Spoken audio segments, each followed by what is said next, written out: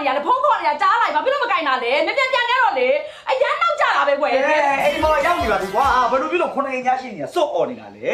ကဲမိမမင်းရဲ့နှလုံးလေးငြိမ်တော့နိဟောဒီတီတာရည်စနှလုံးအားစီလေးတောက်လိုက်နော်အဲ့ဒါလေးရှောက်ပြနေ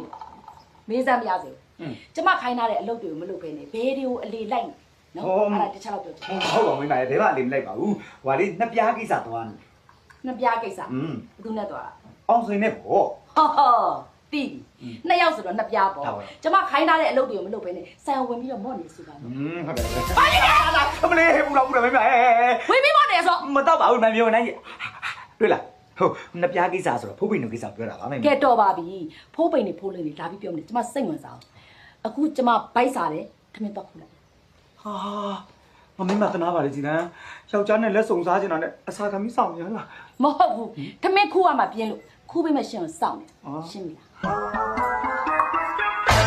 ခောက်တာပြောလိုက်ကိုခောက်တာမိမကိုထမင်းခူးကျွေးရမအောင်စောစောပြန်မလားမိလို့ရင်တို့မနာဖြစ်တာအေးဘိုက်စားတယ်လို့